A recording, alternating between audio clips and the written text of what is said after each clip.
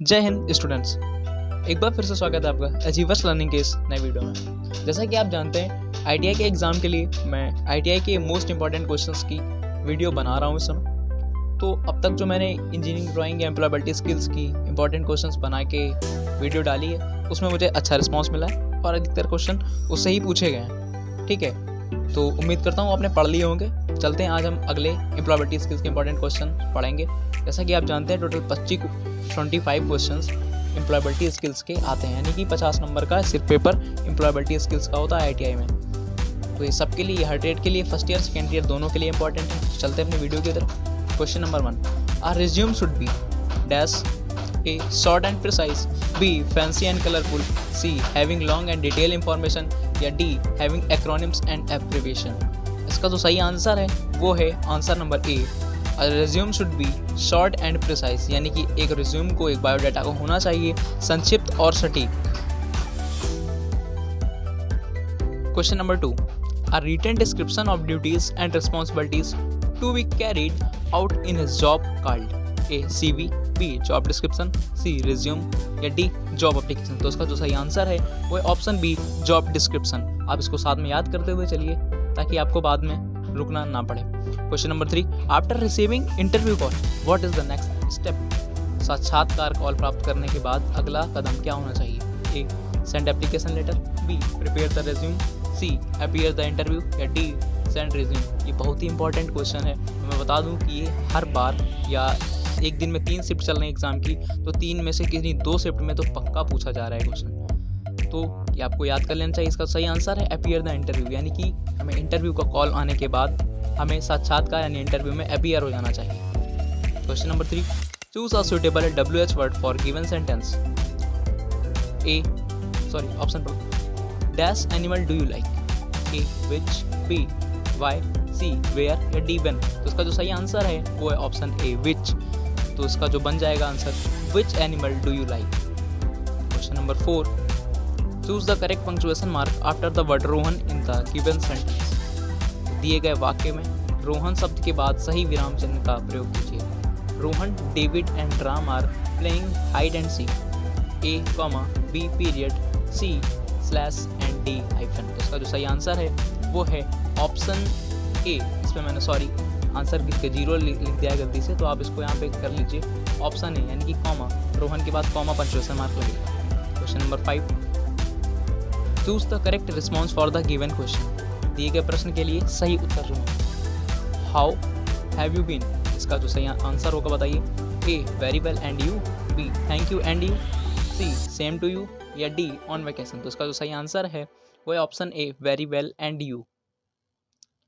Question number 6, choose the correct response of given question. दिए गए प्रश्न का सही उत्तर चुनिए। When did the accident happen, in the hotel, B during travelling, या सी एट 10:30 लास्ट नाइट, या डी ऑन द टेबल। तो इसका जो सही आंसर है वो है answer C, option C at last 30 last night. Question number 7, choose the correct tense of the verb. क्रिया का सही काल चुनें। Dash music when I was child, option A learn, B am learning, C will learn, या D learn. तो इसका जो सही आंसर है वो है option D learn. Question number 8, सर्कुलम विटर, CV is also known as.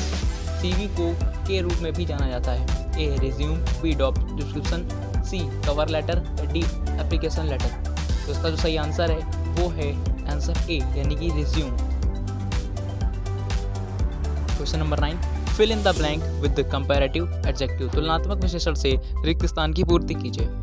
Your pencil is dash than mine, A sharp, B sharper, C front, या D thick. तो इसका जो सही आंसर है वो है ऑप्शन बी। यहाँ पे मैंने गलती से लिखा हुआ है, तो आई एम सॉरी, यहाँ पे होगा sharper. Your pencil is sharper then mine. Question number 10, fill in the blank with correct future tense of verb. B dash to the zoo after breakfast, A went, B are going, C had gone, D will go। तो इसका सही answer है will go, यानी कि option D is the correct answer. Question number 11, fill in the blank with correct word। They dash good friends. A is B am C are या D was, तो इसका सही आंसर है option C are, they are good friends. चलते हैं next question में। Question number 12, fill in the blanks with present progressive tense of the verb. ठीक है, the train dash through the tunnel, A passed, is passing, C had passed या D was passing. तो इसका सही answer है वो है is passing, the train is passing through the tunnel. Fill in the blank with proper interrogative adjective, उचित प्रश्नवाचक विशेषण से रिक्त स्थान की पूर्ति कीजिए। डैश आर यू गोइंग, यानी कि डैश के स्थान पे कौन सा प्रश्नवाचक चिन्ह, प्रश्नवाचक वर्ड भरा जाएगा। A who, B where, C which, D W H, sorry यहाँ पे व्हाट होगा। तो उसका सही आंसर है वो है ऑप्शन बी। यहाँ पे भी गलती हुई है टाइपिंग में। ऑप्शन बी इसका सही आंसर है where are you going, where are you going. Question number 14, fill in the blank with proper pronoun, उचित सर्वनाम से रिक्त स्थान की पूर्ति कीजिए। I made this cake dash, A myself, B yourself, C himself या डी इटसेल्फ। तो इसका सही आंसर है वो है ऑप्शन ए माई सेल्फ।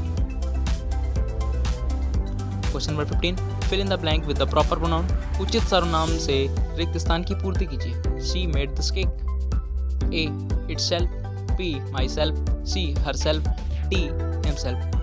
तो इसका सही आंसर है वो है ऑप्शन सी हर सेल्फ। आपको पता होना चाहिए, नहीं पता तो मैं बता देता हूँ। आई जब भी आता है तो आई के साथ मी और माई का यूज होता है,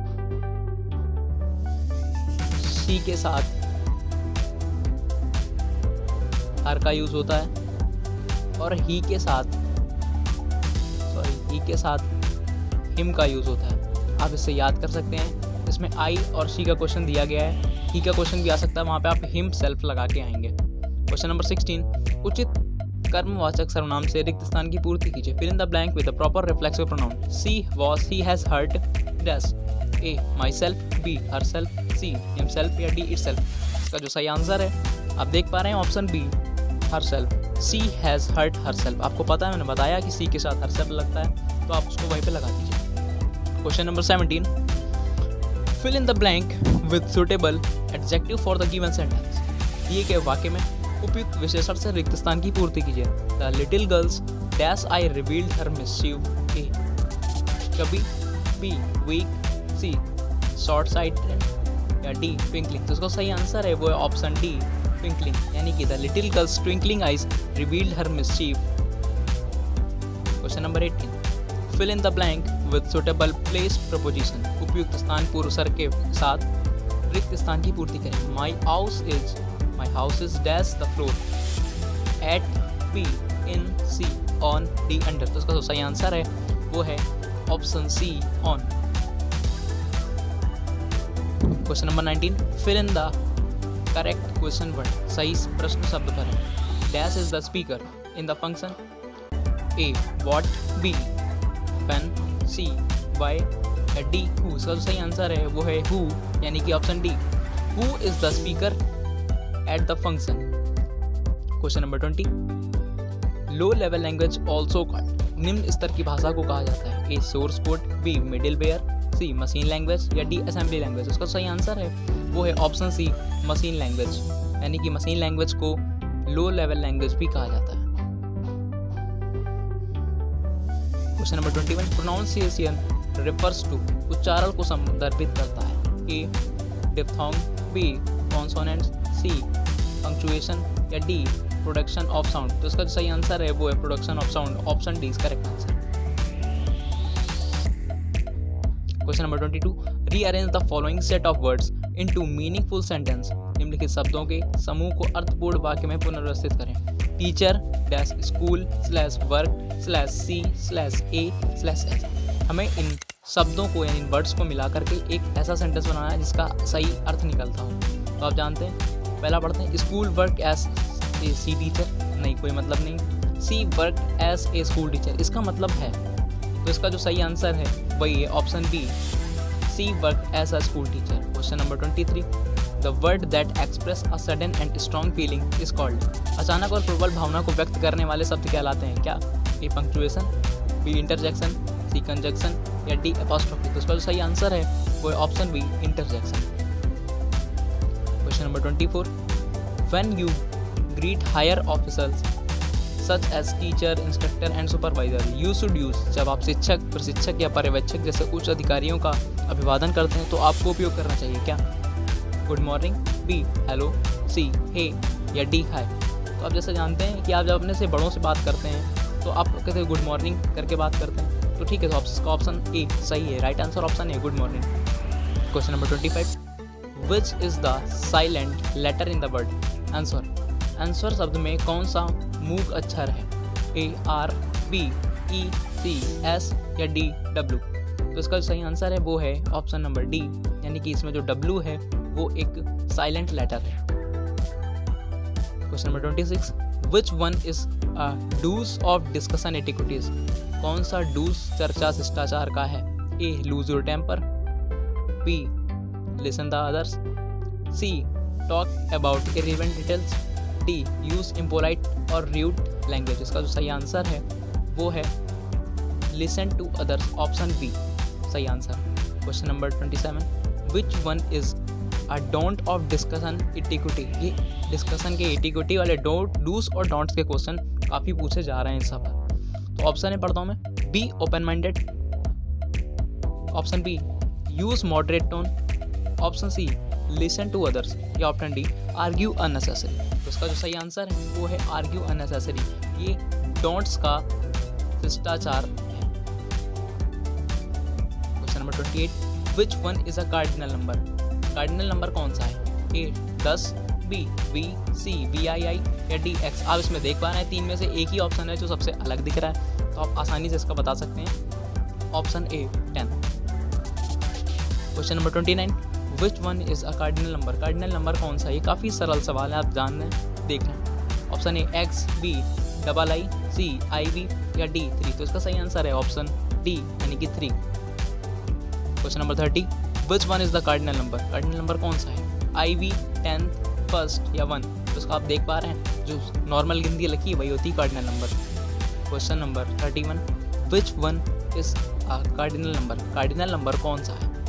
ए 1, बी 5th, सी 8 या बी 2nd, डी 2nd। इसका जो सही आंसर है वो है ऑप्शन ए, क्योंकि आप जाने कि वन को हम अगर ऑर्डिनल फॉर्म में लिखें तो होता है फर्स्ट, बाकी सारे एक ऑर्डिनल फॉर्म में लिखे हैं, लेकिन एक नंबर है जो कार्डिनल फॉर्म में लिखा है यानी कि 1, वो उसमें 5th है, 8th है, 2nd है। अगर 1 की जगह तो फर्स्ट होना चाहिए था ना, लेकिन यहाँ पे नहीं है, तो इसका जो सही आंसर होगा option A 1।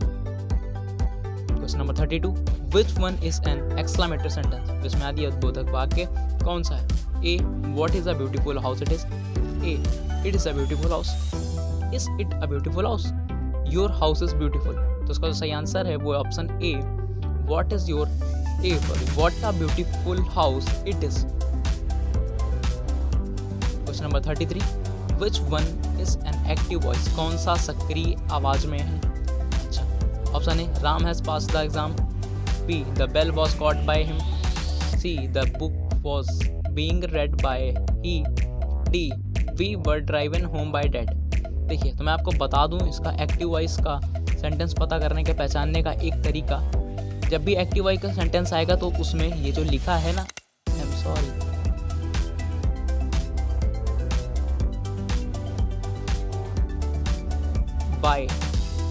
By word active voice के सेंटेंस में बिल्कुल भी नहीं होता है। यानी इसका ऑप्शन जो सही है वो है option A Ram has passed the exam. Question number 32, which one is in passive voice. तो ठीक है, पढ़ते हैं। A Mohan is painting a house, C was reading a book, her birthday was celebrate by us, या I have been seen that movie. तो अभी active voice का आपने देखा कि एक्टिव वॉइस में बाय नहीं होता, लेकिन पैसिव वॉइस में वही सेंटेंस होता है पैसिव जिसमें बाय लगा होता है। तो इसका जो सही आंसर हो जाएगा, आप देख के बता सकते हैं कि किस ऑप्शन में बाय का यूज़ किया गया। Option C her birthday was celebrated by us. तो इसका जो सही आंसर है ऑप्शन सी है her birthday was celebrated by us. Question number 35, which one is not a conjunction. इसमें से कौन सा एक संयोजन नहीं है? ए एंड, बी और, सी बट या डी ऑन। तो इसका जो सही आंसर है वो है ऑप्शन डी ऑन, क्योंकि क्योंकि ऑन क्या है, एक प्रपोजिशन है, एंड भी एक कंजक्शन है, और भी एक कंजक्शन है, बट भी एक कंजक्शन है। बट लेकिन जो वर्ड लिखा है ऑन, ये एक कंजक्शन नहीं बल्कि एक प्रपोजिशन है। Question number 36, which one is not a benefit of our role playing. भूमिका निभाने का कौन सा लाभ नहीं है? A build confidence, C B develops listening skills, C develops creative problem solving, या डी डेवलप बोर्डम। तो इसका जो सही आंसर है वो है डेवलप्स बोर्डम, बोरियत विकसित करना इसका सही आंसर है। Question number 37, which one is not a vowel. इनमें से कौन सा एक स्वर नहीं है? ऑप्शन ए ई एफ या आई। आप जानते हैं कि वॉवेल सिर्फ 5 होते हैं ए ई आई ओ यू। 5 वॉवेल होते हैं। टोटल इंग्लिश में 26 लेटर होते हैं और 26 में ये 5 वॉवेल होते हैं। तो बाकी के जो 21 हैं वो क्या होते हैं? कॉन्सोनेंट्स यानी कि व्यंजन होते हैं। तो इसमें आप देख पा रहे हैं इसका सही आंसर है ऑप्शन सी, ए ई एफ जो आता है वॉवेल्स के अंदर नहीं आता है। तो इसका सही आंसर है वो है option C. Question number 38, which one of the following is a good office etiquette. निम्नलिखित में कौन सा एक अच्छा कार्यालय शिष्टाचार है? One should dress formally, B one should not be punctual to work, one should have fancy mobile ringtone, या one should litter one's work. इसका ऑप्शन ए राइट आंसर है। इंपॉर्टेंट क्वेश्चन है, one should dress formally. Question number 39, word that pronounce the same as another word but differs in meaning is called. वह शब्द जिसका उच्चारण दूसरे शब्द के समान ही होता है लेकिन अर्थ में भिन्न होता है, क्या कहलाते हैं? ए होमोफोन्स, बी होमोग्राफ, सी डिप्थोंग, या डी सिलेबल। तो इसका जो सही आंसर है वो है ऑप्शन ए होमोफोन्स। उम्मीद करता हूँ कि वीडियो के साथ साथ मेरे साथ साथ आपने भी क्वेश्चंस को लर्न कर लिया होगा। अगर नहीं किया है तो फिर से कर लीजिए क्योंकि ये सारे क्वेश्चन बहुत ही इंपॉर्टेंट हैं और आपके पेपर में ज़रूर मिलेंगे। तो अगर वीडियो अच्छी लगी हो तो वीडियो को लाइक कर दीजिए, शेयर कर दीजिए अपने दोस्तों के लिए और चैनल को सब्सक्राइब कर दीजिए। मिलते हैं अगली वीडियो में। जय हिंद।